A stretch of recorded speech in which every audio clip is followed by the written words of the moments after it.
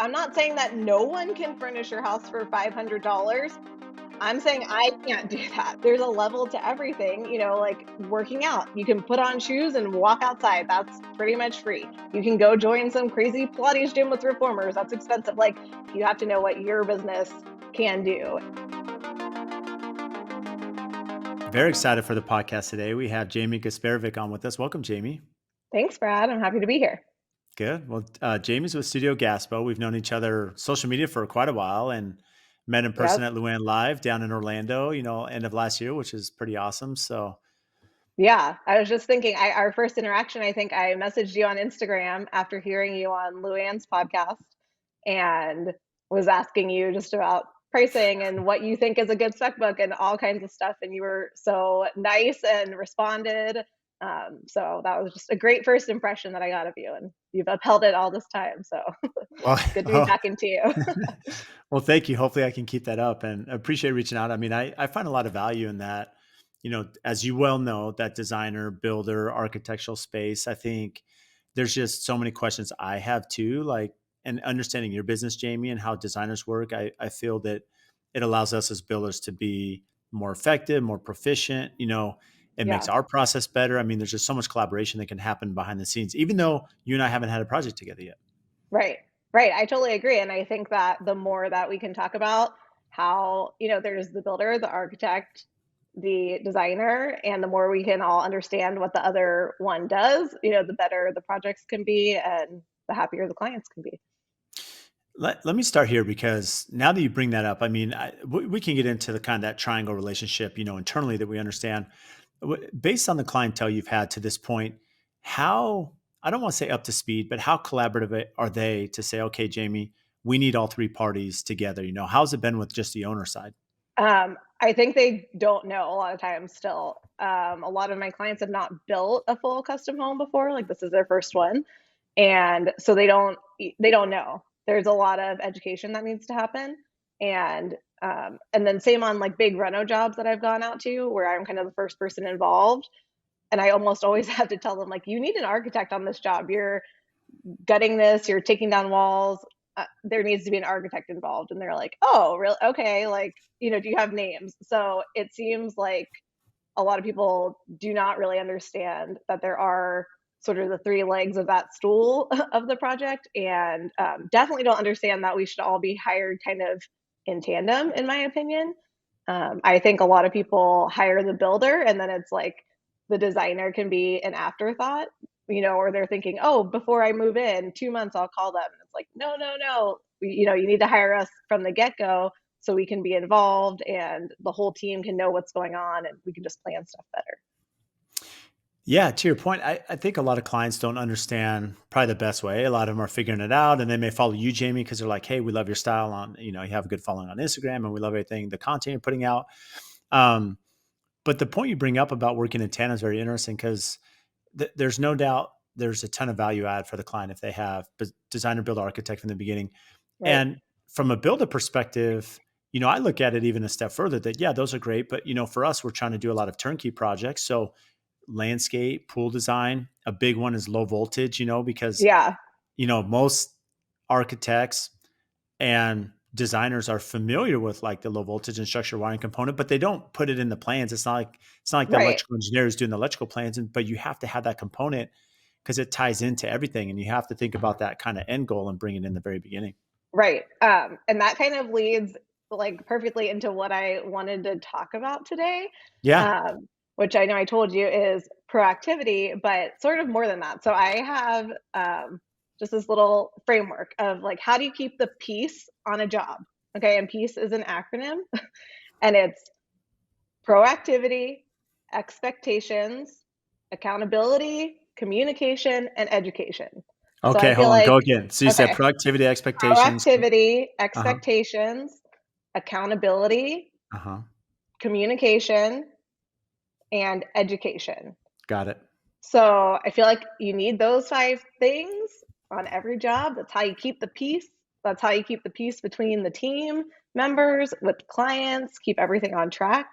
And so the first one is proactivity. And that's sort of what we were just talking about, getting all your players involved from the get go. so that you can be proactive. You can have that low voltage person in, they can put their stuff where they need to, they can pull wires, and you're not like reacting to that in the last minute before drywall is going up and thinking, oh crap, now we need to put all this stuff in that we didn't plan for. So I feel like a lot of proactivity is like planning for things. And as you know, in a huge custom build, there's so much to plan for.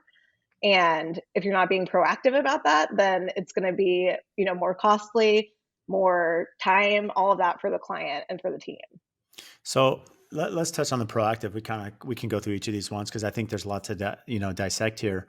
The proactivity is interesting because I'm glad you bring that up, Jamie. As you mature in your career in business, you realize that, and I'll give an example just internally. So early on in my business, you have the client come in, you're super excited about it, and you want to get the project going. And so you just move forward. You may not have a design, you may Right. not have things figured out, and you just want to get this going. And then you realize, well, okay, phase two, I probably need to have the design book completed, the architectural plans. Because case in point, a couple of years ago, there's a builder that called me and he's like, Brad, when should I have all the selections done for the finishes? Like at frame stage? And I'm like, what are you talking Oh, about? no, no, Like, yeah. I'm Too like, frame late. stage. Yeah. Yeah. Yeah. I'm like, no, you shouldn't even broken ground before that's decided. Yeah. And then you kind of get to phase three, and where I'm going is, so just yesterday I had a meeting with our leadership team. We had these regular meetings, and you know, this goes back to, okay, we have a design book. I'm pretty big on this. So we have Right. Jamie on board, we have our architect, we have everything figured out, we have budgets, permits released. We've gone through this year of planning, and the client's like, let's go. We got permit. I want to start tomorrow. Let's get equipment out there. And what we've realized is we really need still 8 weeks to that point, because you have to figure out, scheduling with the subs. You have to figure out water meter. You have to have banking stuff lined up. I mean, I won't give away our whole thing, but we have like a you know, checklist before we break ground, and there's like Yeah. 30 items, right? And so it's interesting that as you get seasoned in your career, you kind of dictate that to the client to say, look, we're very excited, but we have to wait till this point so that it runs properly. And that's that proactive approach you're mentioning. Yes, and I think it's in the beginning, like, you don't necessarily know what you don't know. So Yeah. maybe you didn't Yeah. know low voltage was a thing. Maybe you didn't know, your friend that called you didn't know the design book should be done before he's breaking ground. So I think the more projects you do, every time you learn something, and then you're like, okay, put that in for next time. Let me get ahead of that in the next project because we had to be reactive about it in this one because we didn't plan for it. So yeah, you just kind of get that experience and then roll it into the next one forever. you know. You definitely don't know what you don't know. And I think that's part of it. As experience comes in your career, as you look to where you are now, just in this pre-con and proactive process, are there any key takeaways, key points that you are doing different today that maybe you did, 4 years ago? Oh my God, everything. Literally everything. So I think when I first started, like my first custom home build was actually a spec. And oh, sorry, I might die for you there. Am I still here? No, Okay. you're good. Was a spec house, and the builder was sort of like, oh, we just need almost an inspiration book. Like, we don't even need you to make the actual selections, just sort of almost like conceptual. And for me, like I couldn't even wrap my head around that. So I was like, no, I'm gonna pick the actual tiles, the actual flooring, the actual lighting, like all of that. I can't just conceptually give that to you. That didn't make sense. But so I kind of started from that, where it was like everything that I say not to do today. It's my PowerPoint with the collage of like, here's the faucet, here's the light, here's whatever. Um, really, no drawings involved, not specifying where anything was going, that kind of thing. So it's like from that to where I am today with, a full spec book. We've got elevations of everything. We've got super detailed construction documents going on, tile layouts done, lighting heights, all of that stuff. So it's just much more detailed. And sort of as you go through it, even though the builder wasn't asking for that, I came to realize like, no, you need that because then the builder's calling me, or then, there's confusion and mistakes and all that kind of stuff. So it's like, no, you really do need this level of detailed spec book and drawings to get it done properly. Well, yeah, I mean, the point properly is a really big point because, yeah, do inspirational pictures help? Yeah. I mean, is there kind of a flow there that they're kind of looking at for just the context of the image and design, of what the end, you know, product will be for the customer? But the constructability of it is different. And that's to your Right. point, that to construct it and purchase the right product and make sure it's correct. I mean, there's layers there that have to lead up to that. Right. And so that's what I think, the more you see that and do a job and just get that experience and see how it goes, you're like, oh yeah, we really do need this, and this, and all these details for it to go off smoothly. Especially when it's a client job, like a spec, I guess could be a little different because it's the builders, and they can toss up whatever they want. But like in a client job, it needs to be really dialed in and what the client wants, and all figured out ahead of time. Now, you mentioned you did a spec, and I'm sure now, what does the portfolio look like now, from renovations to new builds to specs? I mean, diversity of projects you're working on. Yeah, I've done quite a few specs, like close to a dozen. I haven't done one in a minute, but I've done a lot of new custom home builds and a few renovations. I like renovations personally because I love the character and all that stuff. But from a business standpoint, I think it's definitely easier to do new construction. There's not like we open the wall and surprise. It's a lot easier to be proactive with new construction because it's a blank slate and you're putting out what it's going to be, with your drawings and all of that, versus renovations where who knows what could come up, and then you're kind of pivoting. And I like that, but again, just from a business perspective, it's a lot easier to sort of wrap my arms around new construction. So yeah, the majority of our jobs are new custom builds. Now, without getting into specifics, when a builder comes to you and says, "Hey, Jamie, we want to do a spec," as opposed to a client that's on the other side that's going to do a build a suit, Yeah. I would imagine that your fee structure is different. Is it? Is it the same? Like, how Yeah. do you navigate that? It is different. I charge less for specs, and there's also different deliverables that come with a spec. Um, and I think I've been kind of trying to work through this because I want the level of deliverable that I'm providing to custom home clients, just because I like to do everything all the way and full out. And then it's like builders want that, but they also don't want to pay for it. Mhm. So I've been kind of trying to navigate, okay, where is the sweet spot of what deliverables can I offer in a spec that makes sense and get the project done correctly, but maybe not as balls to the wall as my custom home clients, because the builders don't seem to want to pay for that. I don't know if you have any like thoughts on, I don't know, do you guys do a lot of specs? I know you do a ton of custom homes, but Yeah, we don't. what are We your don't. thoughts on that? Yeah, so it's interesting. I would say, and I look at it this way from my side. So in my career, we designed one spec that pre-sold. We never even built it. The client bought the plans and everything. So Yeah, in that case, we worked with the designer.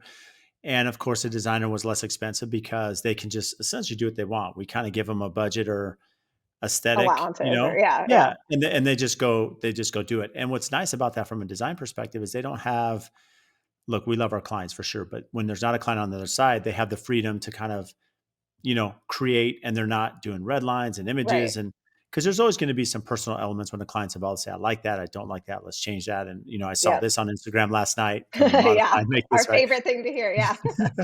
Yeah. Yeah. Your design's done, Jamie. And the client sends you some Yeah. pictures like, hey, I just Oh, saw look at this. Can this. we do this? Yeah. Oh, depends how cool it is, maybe. Yeah. Yeah. So there's always that aspect. But I can say from a builder perspective is the same way. And what I mean by that is right now there's a developer. I mean, there's a few developers that we're speaking to about some pretty signature projects here in town. Yeah. And that's the same thing. And I'm very upfront with them, probably like you are with your builder. I'm upfront with the developer to say, look, what's your strategy? Are you pre-selling these, which means are you going to sell them before we break ground? Or are you going to sell Right. them at frame stage or halfway through? I'm trying to gauge what my interaction will be. If you're just saying, Brad, go finish them, and then once they're done, we're going to do a turnkey and sell them. Then the risk as a developer is now you're waiting. A long Maybe you're time. losing. Yeah. Yeah, you're waiting a long time. You're Yeah. carrying costs. You don't have money coming in. So there's risk. They may be able to sell for a higher price point, but they're not sure their economy. So I try to gauge that too, because if a client's on the other side, I know as a builder, and this is our specialty because we're build the suit primarily, but I know the amount of effort and work and collaboration and communication that goes into it. And so our price is different as a builder depending on, what that Right. end user looks like. Right. Yeah. And totally agree. When there's a client involved, even if they're a great client and whatever, there's still that extra element, and there's going to be revisions, and there's going to be back and forth, and just the client relationship, which is a lot of time and effort, from both of our ends.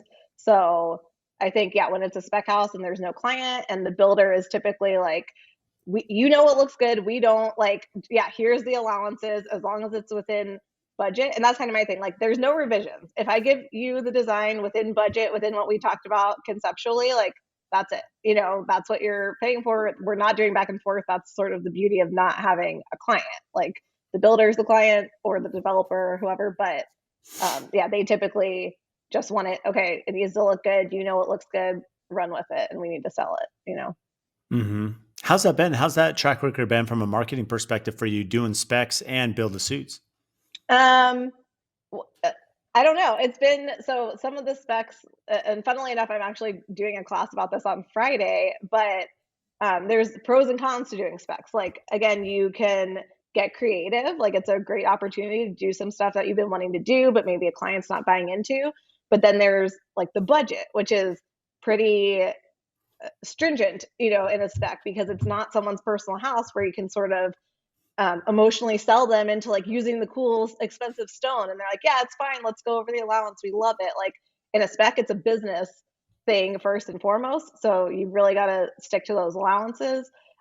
So that can, you might not get to, people think, oh, it's free reign, and it's like, yeah, kind of, but within a very tight Tight. parameter and Yeah. budget. Right. So Yeah. but still, it's an opportunity to do some cool stuff and get creative with it. I think, it can be good for your portfolio as a designer because again, you can sort of show off more of what you want to do or some creative ideas that you have. But if they're not furnished, like that can be tricky to try to photograph, or, there's just sort of like pros and cons. So I think it's been good. Like I definitely got, again, some of my first custom builds were specs. So I have a soft spot for them, and they're fun, but there's some drawbacks too, I think, as a designer. So with the spec aspect, I would imagine the furniture, is a big part of your business, Jamie. Yeah. How does that ever come into play where you have an opportunity? I know for spec, you're probably coming in for design, so it's fairly, I don't want to Yeah. say aggressive, but it's going to be limited to a certain extent, just doing design. Do you ever have opportunity to go in and work on the back end? Yeah. So there should be in theory. When I was doing most of my specs, I had two very young children at home with me. So I was not doing furniture jobs. Um, Furniture jobs are great and they are a huge logistical pain in the butt. So I sort of like when my kids were really little at home, I took a hiatus from doing furniture because I just couldn't juggle all the logistics of that. And I was happy just doing design fee. I was just doing construction design, without the furniture. So I have not furnished a spec that I've done actually, but there is definitely for normal people, doing it. There's definitely that opportunity. And you're sort of, I would think it's your job to lose, because you're already in there. You've already designed the house. If a client comes in, you probably have some sort of relationship with them. So the other thing that I found though too is some of the clients buying the spec, depending on their price point, they might not be a client for a furnishing job Hmm. because I don't know if anyone knows this, but it's very expensive to do furniture with a designer. Like Hmm. good furniture, quality furniture is expensive. Our design fees are expensive. There's receiving, there's install. There's a lot to it. So I found, depending on the price point, a lot of those clients might not necessarily be like a full service furnishing client either. Yeah, it's interesting to bring that up, especially the analogy of having young kids and trying to there's a lot of logistics and Yeah. handling and Yes. there I know it's a good a good area for designers to work in because Yep. there's opportunity and then you bring up a good point that at the end of the day there is value to that luxury service. It's it, the, not just the amount of work and coordination that goes in from the design perspective to furnish a home, but to really tie it into the overall design of the project. Right. And it just, there's so much value to having a truly furnished home. And we've seen in our projects, I mean, not just from a builder standpoint to be, say, selfishly have good content and Yeah. marketing Yeah. material, Good but see, portfolio and a designer's yeah, love I mean, that on it. for sure, that's great. But I've seen the clients, like when the clients position themselves to have not only the budget for the house, but also a furniture package, there's something to be said because I've seen it multiple times where the client will have that reveal, designer's done, you go do that walkthrough, and there's just like tears, right? Of like joy Yeah. that because it's just, it really, makes a big impact. Yeah. And it's such a long process for them. Like none of my projects have been less than 2 years on a custom build. I don't know how it is there, probably similar. And, they're like, it's painful. they spend all this money, they've got a blank plot of dirt. Like, it's just this long and kind of painful process. Like, we try to make it as seamless as possible. I know you do also, but it's a lot of patience and a lot of waiting, and a big roller coaster to get there. So yeah, I think when they get to the end and it's like, okay, my home that's been constructed beautifully and it has all this beautiful furniture in it too, and it's really done and cohesive, like that, yeah, that makes a huge impact for them. So you mentioned that you have a class Friday. So what's this? I do. So Renee, who is with her business is with Tandem, and she's done a few master classes. She's kind of an interior design operations person. That's what her business does, and we are doing a master class together on spec houses.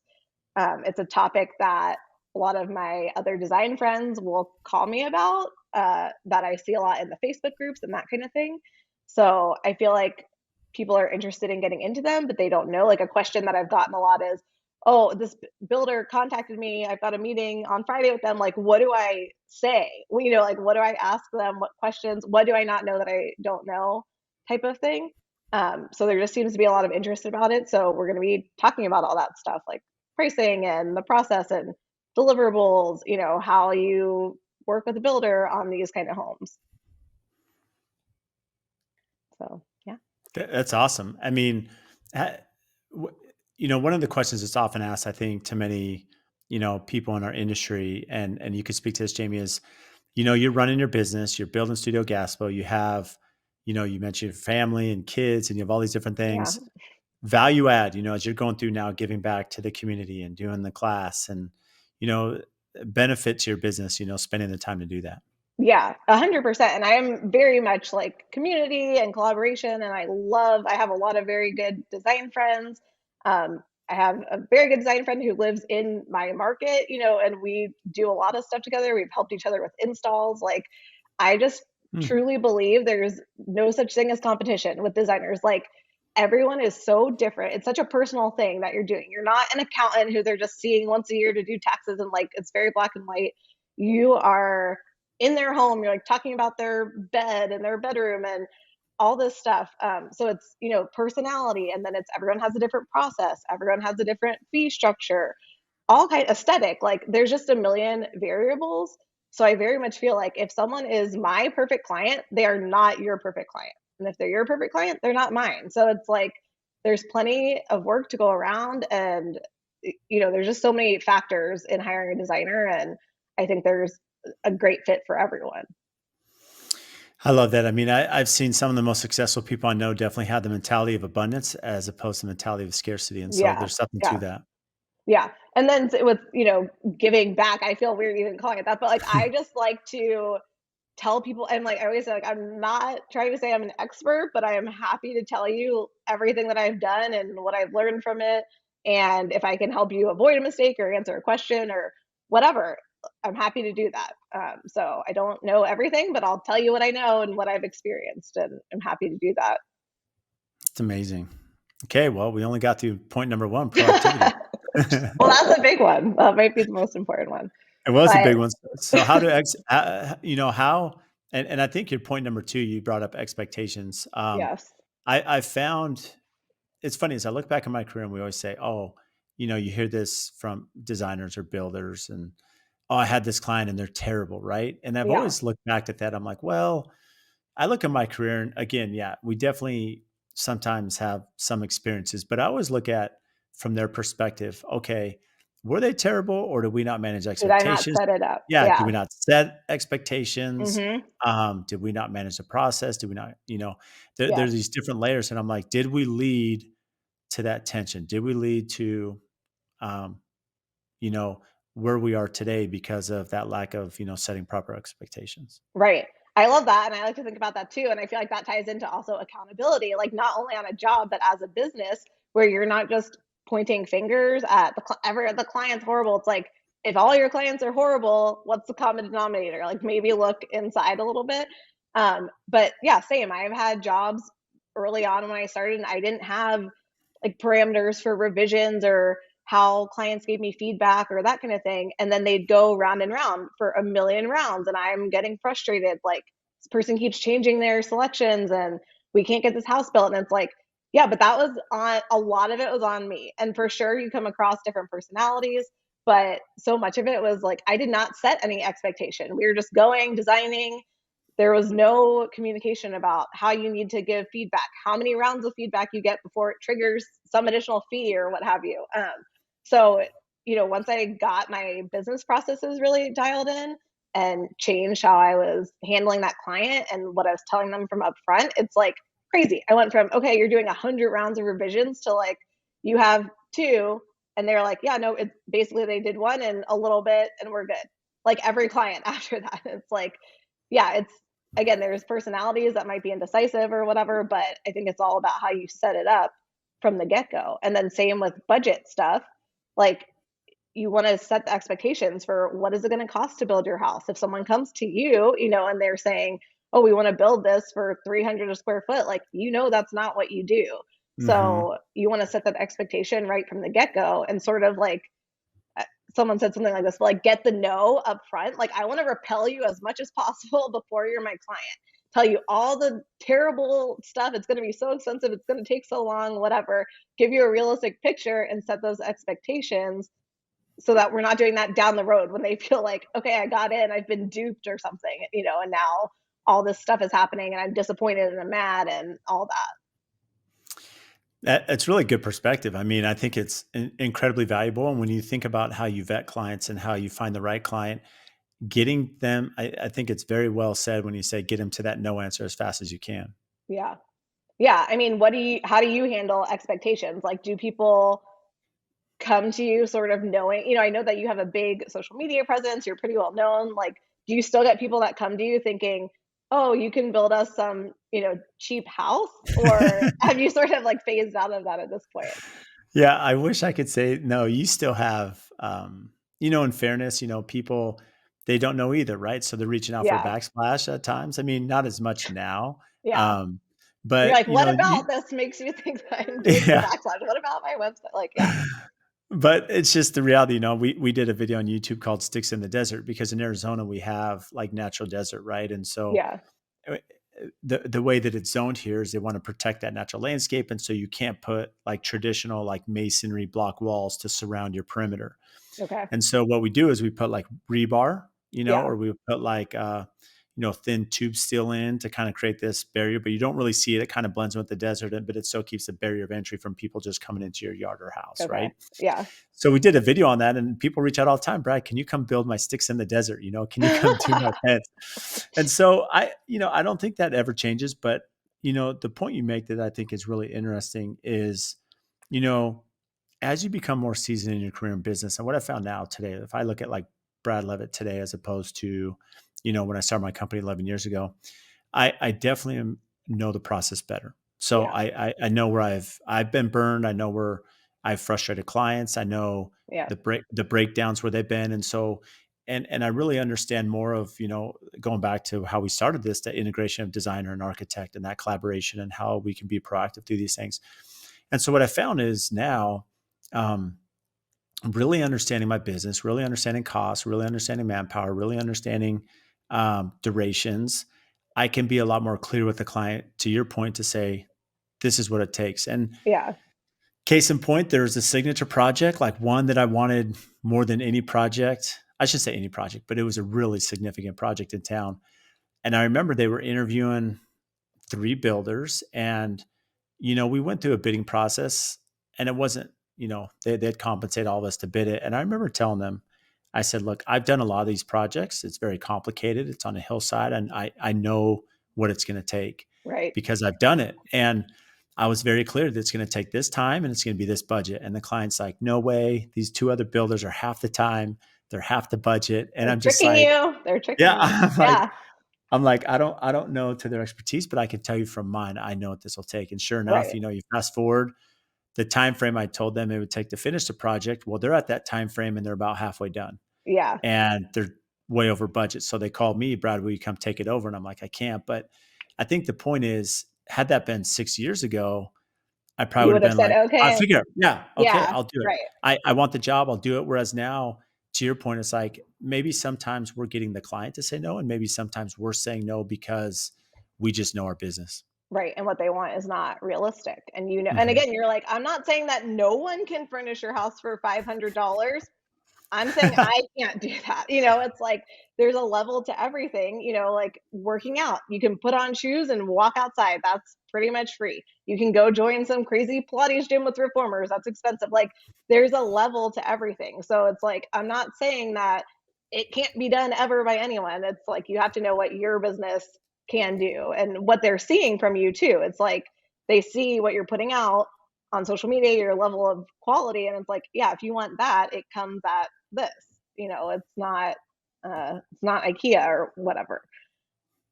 Yeah, and I think the whole point of this conversation too, Jamie, is that really the point we're trying to make is, and that you're trying to make, especially as you went through your 5 steps here, is that if you understand your business and you can set expectations, you are going to find the right client. You are going to be in positions to be successful. And to the original point you made, you said, look, clients don't know what they don't know either. So they're bringing you in on a renovation and you're like, oh yeah, maybe we need an architect. The whole point that they're hiring us is we're the guide. We're guiding them through this complicated process, through this Yep. expensive process. And by being the guide, we have to offer that expertise and knowledge and experience and know-how. And so to your point, being a thought leader, to give back to community, to speak in your class Friday, to collaborate, like you messaged me, you're in Florida, I'm in Phoenix, that collaboration that you and I have had, even though we've met like one time, there's value in that because that's going to allow you to accelerate your understanding of construction and design, which puts you, that much farther ahead. Right, 100%. And same, like the more that we can share these things, the more designers and builders hear that and can start doing things in a better way and setting more realistic expectations. Because I think when one designer is saying, "Oh yeah, I can do that for $20 an hour," and then they come and hear you, that's gonna be $200 an hour or whatever, they're like, "What?" So if everyone was a little more aligned in that kind of thing, I think it's just better for the whole industry. And not that everyone's pricing is going to be the same, but just sort of again, like new business owners don't know what they don't know or don't know, what the possibilities are or sort of what the standard is. So I think the more like I love your podcast and Luann's podcast and everyone, the more that everyone can share that knowledge, the better off everyone is in the industry. Yeah, I totally agree. So going before we get back to some of your other points here, going back to Luann Live, where we met. I was introduced from Jenny Slingerland with Black Ink. She introduced me to Yeah. Luann, I don't know, 4 years ago maybe, and Jenny is the that was best huge. also. Shout out to She, Jenny. but that was the best. I mean, I'm really thankful. And again, it goes back to that relationship. You build a relationship with our designers here, which I've worked hard on, and she makes an introduction, and Luann, has me go out and speak at Luann Live and Yep. design camp. How has that benefited you? Just being immersed in just a design community and that continuing education, like Luann Live and other things you've done. Yeah, I love it. I invest so much in my business between, processes, people being in the room for stuff like that, Luann Live. I did design camp, which I know you were just a speaker Oh at, yeah, yeah. which was amazing. I did that in September 2022. So I have so many great connections and other design friends from all those things that I have invested in and gone to. And that's been so invaluable, especially as someone who's a solopreneur and you're kind of like in this silo. And it's nice to have someone else who gets it and that you can bounce ideas off of and just hear, their perspective on different things in your business. And it's like a lot of these people know my business very well because we talk on a daily, weekly, whatever basis. So they can give some really good insight and, tell me like, is it me? You can tell me if it's me, like, in the, causing the problem here, going back to accountability. But yeah, it's been awesome. I love the design community. Like going to High Point is one of my favorite things of the year. And I'm like, even if I don't like need to go for furniture stuff, I just have FOMO if I don't go because everyone's there and you're like running into people that in the Instagram friends and stuff that you get to see in real life. So I love it. It's been awesome. Yeah, we have that from the builder side too. I remember, especially for us going to like IBS or KBIS, Yeah. which is like the builder show, whether it's Orlando or Vegas. I mean, there's something to be said about, look, as good, I shouldn't say as good as we think we are, as good as, as much as all of us have progressed in our company, there's so much to learn. We're not there. Yep. One of my favorite quotes, Ted Bainbridge from Build Magazine, he has, and I think it's from Arnold Palmer, if I'm not mistaken, but it's like the road to success is always under construction. And so Yeah, you you never just, made it. The you never goalpost made it. always moves. Yeah. Yeah, yeah, And so we're continually, and it's very applicable for us in the building industry, that quote, but it's a continual thing in those relationships. And, I've seen from, to your point, as I've attended these conferences uh, and it's funny because even for me, like being at Lewin Live or Design Camp, like I've fortunate when I go, there's time I have to listen in too. So, yeah. they have different speakers with different backgrounds and, there's points that they make just in regard to interior design specifically that I'm like, that's really smart. Like I can actually apply that to like my Right, company. right. And so there's just that cross collaboration that's very valuable as well. Yeah, 100%. And I think even, I mean, interior design is still in your industry, but it's not Yeah. like a builder conference. But I think, I listen to podcasts that are like general entrepreneur things. And I think Hmm. sometimes it's nice to get outside of your own, like just go to interior design conferences or whatever and hear from someone else or a different industry or whatever. You can hear something that is super applicable to your business, but isn't necessarily like an interior design thing. It's just a general perspective or business principle, that kind of thing. So yeah, I think that's a great point. So accountability. How do you, Accountability. Yeah, how do you do that, especially when I think there's a fine line? And the reason I bring that up as I tee this up for you, Jamie, is that um, when I look at it from my subcontractors, and what I mean by that is sometimes I'll have suppliers and subcontractors that, for lack of a better word, they mess up. Yeah. Maybe they forgot to do something, they forgot the schedule, they didn't order it, whatever. And when they come to me and say, "Hey, Brad, I messed up, I blew it. Okay, we collaborate, right?" And so Yep. I see that I'm like, that's a great way to handle it, right? Yeah. And then when I mess up to the client, on the flip side, I want to be defensive or I Yeah. don't want to show that I'm weak or that I forgot or my Right. team did. And so you're kind of trying to protect this. And it's funny how when we're trying to protect our own image, we're a lot more resistant to say, "Hey, Jamie, I totally messed up. I botched this." Like, Yeah. because you don't Yeah. want to, you don't want to seem like you have these issues. And so Right. how do you apply accountability into your business? And I think it is a fine line because there is that, like, you want to remain the expert and not like, oh, I didn't know what I was doing there. This fell through the cracks, so kind of maintaining that. But also, I think, like you just said, it being accountable really builds trust.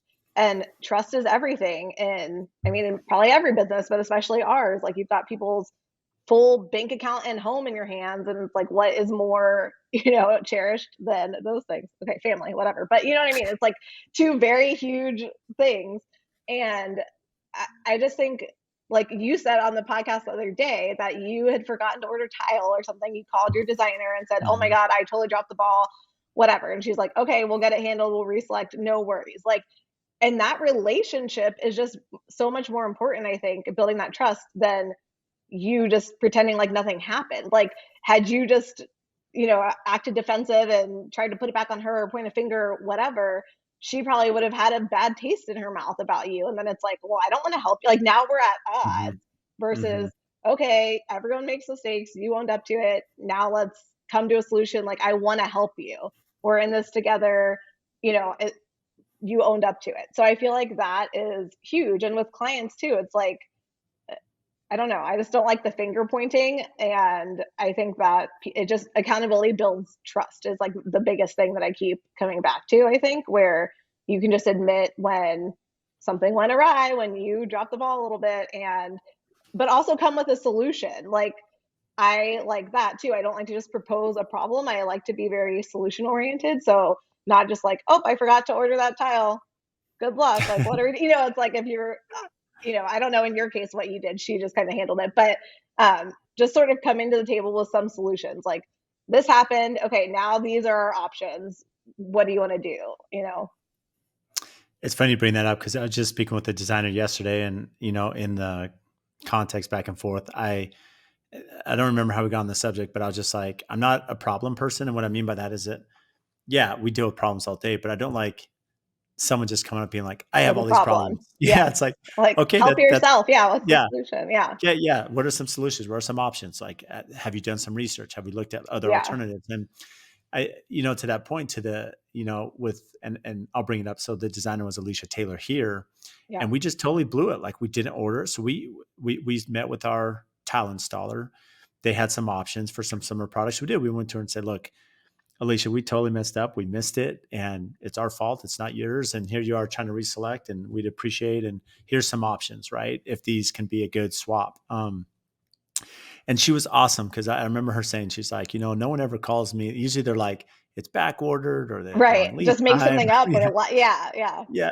And she's just like, I'm really glad that you called me. And you're just like, we just messed up. And then she was like, it just put me in a position where my walls were down and I just felt like I want to help you because Right. like, let's figure this out. Exactly. Yeah. So you like strengthen that relationship almost by messing up, and now you guys are on the same team, and she's like, "Oh yeah, Brad's honest and trustworthy and I want to help him," versus like he's being defensive and now we're at odds and I'm mad at it. It's just, I think, yeah, makes the relationship that much stronger. And then on the flip side, I think if you for some reason don't have a good relationship, it's hard for everyone to be accountable because then people feel like they're trying to catch you out and stuff, and that's not the dynamic that you want to be in for sure in this builder architect designer relationship. Well, what's interesting is I look back too. I mean, there's a couple of subcontractors I've had recent experiences, and there's one in particular that it had to been 10 years ago that I was working with the supplier. And everything that could go wrong went wrong. Like I'm talking just one thing after another, and the installers and the product and the It's manufacturer. I mean, they're cursed. just, Yeah. yeah, it was just a cursed scope of work.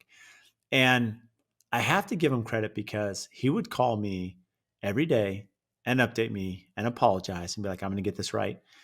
And over the month of 7 issues, right on this same thing, we got to the finish line and it was fine at the end. And I Yeah. look back and that relationship is so strong. In fact, I'm pretty much exclusive to this vendor now on everything I do because of that relationship that was built, right? Yeah. And you fast forward that I've had other ones that have come in similar, things go wrong as they tend to do in construction and Yeah. design, as you know, and probably more so late. I'm sure you would agree that furniture now is way more complicated than 6 years ago because everything shows Yeah. up wrong Yeah. or damaged or Damaged, incomplete. delayed. Yeah. Yep. Yeah, it's just a mess. And the same thing for us. And so it is complicated. And I have a specific vendor in town that would just battle and make excuses and point the finger when it was clearly their Right. mishap, Issue. Yeah. Yeah. And it's just unfortunate because that relationship can't continue. And so there's something to be said about accountability and partnership and that networking that, that open dialogue. Yeah. And I think like I always like to back to setting expectations too, like say to clients like stuff is going to go wrong. Anyone who's telling you this is going to go smoothly from A to Z and nothing is going to go awry like that is a lie. There are so many moving parts. There are so many vendors, like so many things out of both of our control, stuff is going to go wrong. Like what you need to know is that I'm going to fix it. I'm going to handle it. We're going to come up with solutions. Like that is the most important thing. And that's what I'm thinking about too with my vendors. Like, I'm not expecting that none of your furniture comes in damaged ever. That's not real. That's not real life. It's not going to happen. What I want to know is how do you handle it when it does? Like, I just need to have that faith and trust and relationship with you that you're going to rectify it if it's your issue, on your end. I don't need perfection. I need accountability and that trust factor there. I love that. So communication, which definitely ties into those two, Yes. how's your communication different today to maybe, a few years ago when you started? I mean, I should say a few years Again, ago. When did you start your yeah. business? I don't 6 years ago, a little over 6 six years years ago. ago. Yeah. Yeah. So, I mean, So way more. everything is different from 6 years ago till now. Again, I'm constantly like investing in my business, trying to improve things. I feel like I'm never done. I'm like, okay, this can get better. This can get better. We can, and like you said, every job, like something comes up and you're like, okay, now next time I'm going to address that. I know what the sticking points are. I know where this client got upset or disappointed or expectations weren't set, so I can change that this time. So I think with communication, like I try to do a lot of education. I try to put that on my Instagram too, like this is how the Mhm. process goes, because again, people just don't know. And this is sort of tying into my last bullet point of education too. But as you can see, these are all like very intertwined, I think, and all important. But just sort of educating clients on how the process goes, how long things take, the fact that stuff does come damaged and delayed, and we're going to handle it. Just communicating all that stuff with them so that they know what they're getting into. I have, investment guides and welcome guides and all that kind of stuff to just sort of reiterate things like, this is how we do things. This is what to expect. This is a typical time frame on things. This is what you can expect budget wise. So just trying to, and again, every project, I'm like, crap, I guess I could have said that 3 more times because they're still confused on this. And, to me, it seemed clear, but okay, nope, got to hammer that home again in the next project 10 more ways or whatever. So just really trying to realize that this is a big, new, scary thing for a lot of clients that they don't know what to expect, and like trying to over communicate with them to get them through that and explain what the process is and all of that. Yeah, the communication and what's interesting about communication, because this kind of goes back to, you know, setting expectations is the first part, then communicating through it, right? Throughout the whole Yeah. process. And, Yeah. I've especially in these relationships, because what's unique about our profession is in some cases for you, Jamie, I mean, you could be talking to a client for 12 months, for 18 months, then start the project and you still have a year. I mean, these are Yeah. multi-year Yeah. It's a projects. long And time. so, yeah. So if you're not communicating over that time, a lot of frustration can happen. Yeah, and even things like when you're ordering furniture, like there's a lot of sort of back and forth and like, okay, balls in your court, balls in my court, or things where stuff is happening, but the client doesn't necessarily see it. Like, okay, we've ordered all your stuff, you paid me all this money, and it's just like kind of crickets. So I don't want that to be the case either. Trying to communicate in those downtimes, like nothing really to report, but like your stuff's getting ordered, we're still on track for this, or this is delivered, just so that they don't think like if someone thinks you've gone MIA or they always have to be the one to reach out to you, I think it erodes that trust factor. So like all of this is going back to trust too. That's the most important thing. So I think if you just stay in communication, even if you don't really have much to say or update, just like, yeah, we're still here, we're still working on it, so excited, whatever. Yeah. It's interesting as I think about the complexity of your projects too, Jamie. I mean, working through design is one thing, but the furniture side where you're ordering product from so many manufacturers are coming in at different times. You have to inspect them, you're handling them, you're storing them, getting to the job site. And COVID, I know didn't help with those Yeah. timelines. So you're all over the place. How have you communicated issues or, items on back order or things not coming that now impact the client probably on their day to day living? Yeah, so I again try to set the expectations up front of like especially things like sometimes we're picking furniture but not necessarily ordering it right away. So things go out of stock, like things get back ordered, that kind of thing. So sort of setting that expectation, like we might have some reselects or depending on the piece. Like if it's just a side I had this with a recent project where like two of her lamps and a side table or something were between the time they were approved and we went to order discontinued, like not even back, just never coming back, whatever. So I sent her an email. Okay, these have been discontinued. Here are the options. They're the same price point, same scale, like just yes or no them design wise. And she's like, okay, yep, this one's great. B for this one. Yep, perfect. Move on. So just, and again, like not just saying, oh, your stuff's out of stock, period. Like coming to her, okay, I've already resourced a few selections that you don't have to worry about paying me more for, like it's still within our budget. Here they are. So I mean, that's how I've handled that, just communicating it up front. And then when it comes along, again, trying to be solution oriented and, give them options and not just like, well, sorry. Yeah, exactly. And then going into the education, which really encaptures a lot of this, how have you seen just being educational on your platforms? How does that impact the clients? Yeah, I think it helps because again, there's like so much to convey. And I think that we are in the industry, so there's a lot of stuff that we sort of take for granted or we think, oh, that's super obvious, but it's probably not. Like we're too close to it.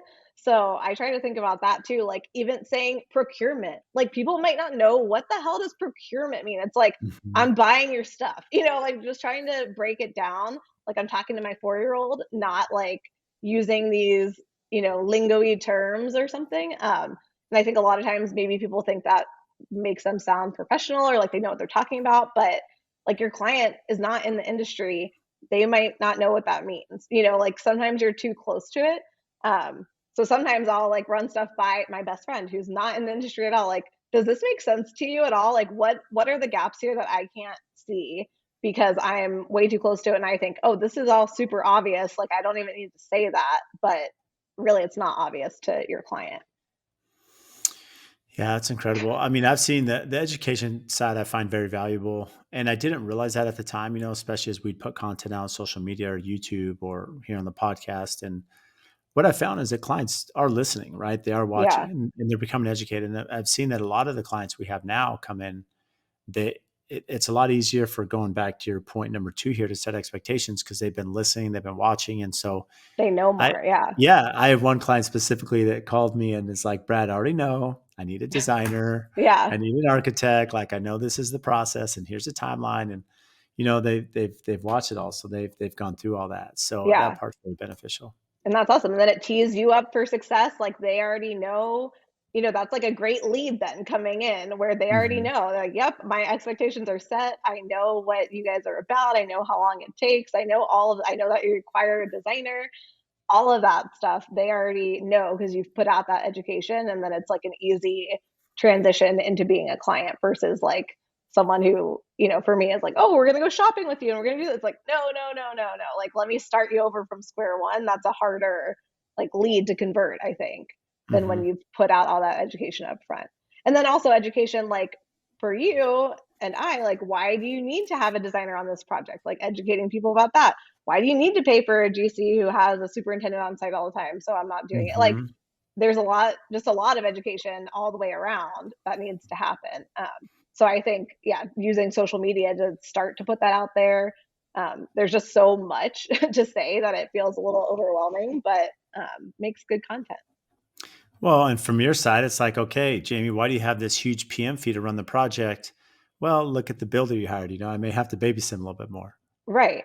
Right. And just educating on that. Like, this is why, if you want your stuff to go smoothly and we want our things, how they were designed to actually happen that way, like, someone's got to babysit that. Yeah, it's no different than me when, the caliber of the design team in the beginning is going to affect my ability to perform and build. And so we have to factor that into just from our coordination standpoint, as a Right. builder.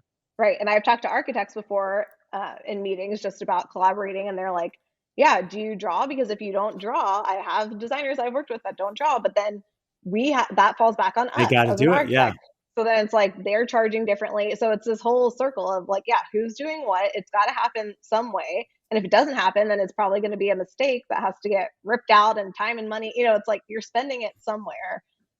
So just sort of knowing where are you going to spend it up front and have things go smoothly, or are you going to spend it on the back end with mistakes and delays and that kind of thing. Yeah, that's incredible. What's some of the best advice you've been given, Jamie? Oh gosh. um I think just like being yourself, which is so cliche maybe, but I just feel like when I started my business, I was very like, this is what a designer is supposed to look like, and like I've said this on an Instagram story before, but like have a cardigan around their neck and like have loafers and stuff. And like that is so not me. And I thought that that was a downfall, to my business. And but now I just have come to realize like, no, you need to be yourself. You need to lean into your authenticity.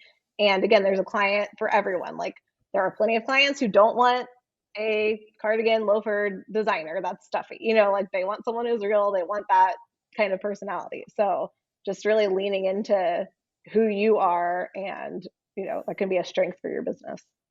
Yeah, I totally agree. And I do like there is value in authenticity. And, when people feel like they know you, Jamie, and this is who you are, authentic self, no matter who that is, there is definitely a trust factor that's given and, a comfort, that's brought to the relationship there. Yeah, and then when people see you, like I'm sure see you on Instagram, it's like you're the same person that I see on Instagram stories. It wasn't like, who are you? I met you at Land Live. You weren't some weird different person than what you're portraying. Like, but I think That's, people do that on social media and it's weird. yeah. And then if you meet them in real life and you're like, this is not lining up, it's just a weird, and again, like make erodes that trust because you're like, well, who are you? Like, are you the Mhm. person you're putting out on social media, or are you this person in real life? So yeah, I think that's important. Yeah, I agree. I mean, I think all of us, not all of us, for you and I specifically, and many, many others, I do try to portray that what people see from afar, like, personality or, who I am, with my family and other things that, when they meet me, I hope I live up to that, right? That it's kind of the Yeah. same. So there's not this like drop off. Yes. Well, I think you do. Oh, thanks. Well, that's good. From my Um, very pretty, perspective, you do. Yeah. yeah. What do you do for fun? So it's fine. Like my work is fun too. Like and that sounds so lame and whatever. But I'm like, this is what I love to do. Like if I'm just hanging out on the couch at night, like I'm doing design stuff. I'm looking at design stuff. So I freaking love design. Like it is my hobby and my job and my passion. I love to read, which is also boring. I just have very boring hobbies. I like to work out. I like to read. I like to work. Those are good hobbies. I I like mean, to if you're travel, but happy, I haven't done much of it with my small children lately. So yeah, hopefully I'll get back into that soon. But yeah. Oh, I also wanted to ask you, you're building your own personal house, right? yeah, yeah. How's that going? It's great. I haven't been able to build my own house yet. So I'm super excited because there's just from being, I'd say a geek, if you will, a little bit about the building science side. That part's fun because I've been able, Mark LaLiberte, who's a consultant here in town, and we built his house, and he's a big building advocate. He's consulted, and we have an awesome architect with Scott Carson at Cosan. And so what's unique about our build is, I'm excited to show a ton of content because it's very unique. It's a home that I'm not just speaking architecture. I just mean from the building side that you rarely see. And what I mean by that is the exterior is ICF. So it's insulated concrete form, which some people have seen us do, the styrofoam with the, concrete with Fox Yeah. blocks. But the interior is very unique. It's all structural steel. And so the first to second floor is like a steel deck, like you'd see at like a commercial project with poured Yeah. in place concrete. And then so with all the structural steel components, it's, that home's going to stand for 500 years. Like it's not moving. And Yeah. I mean, maybe longer. I mean, it's just going to be permanent structure. And then the sound is great. And then, all the interior walls we're using LSLs, which are like engineered studs from Weyerhaeuser. So, all the walls will be dead straight. So there's just some fun things we're Nice. doing that I don't, these are things that are, we're working with Stego doing, the vapor barrier and termite barrier underneath that we're going to do some content on. So there's just some fun building science elements that, you don't get to do on every project. So Yeah. it's Do you exciting. feel a lot of pressure to like I Yeah. feel like in my own house, I'm like, oh my God, I can't just like do a room. It has to be the best room ever. Like Yeah. building your own house as a builder, you're like, oh my God, this has to be the most unique and cool and like amazing thing ever. There's a ton of pressure. There's a ton of pressure to say, well, especially with the homes we built at AFT that I part of the reason it's not happening till this point in my career is because I want to make sure we're at a place where we can do a house that really matches, a lot of the product we put out there. Yeah. So, I didn't want to just do a house to do a house, and that was part of it. So yeah, so Yeah. super pumped. Glad you asked Cool. about it. It's pretty Yeah, exciting. I'm excited to keep watching it come along on Instagram. Yeah, there'll be a lot of content coming soon. So, well, Jamie, what's upcoming and exciting for you? I've got your podcast, I got another podcast, I've got my spec home masterclass. I've got some big installs coming up. One starting tomorrow and then some later this fall. So just a lot of stuff that's been, the projects are long and it feels like forever to get to the payoff of seeing the finished product. So I'm excited to have a few of those that I've been working on finish up later this year. It's amazing. Yeah. Well, Jamie, where can our listeners find you? Instagram at Studio Gaspo and my website, which is studiogaspo.com. That's pretty much it. It's where I hang out. It's amazing. Well, I appreciate you coming on. I appreciate the friendship over the years, and thank you for making time today. I know you're busy, so Yeah, thanks for having me. This was fun. if you get value from the show, please support us by giving a 5-star rating and review on whatever platform you listen to. And I also have a favor to ask. We've had some incredible guests that come on and share their wisdom, their knowledge about their business. So if you have friends or family members that could benefit from those episodes, please share it with them, as well as any other business owners that you're networking with that could get value from the podcast or certain episodes. Please share those as well. Again, subscribe, make sure you're following. Any questions that you have, topics. We've had listeners reach out about certain guests that we should have on the show. Again, brad.l@aftconstruction.com. Email me for topics to address, guests that we should have on, and even if you think you'd be a great guest for the show. So again, thank you for all your support, and we'll see you next time.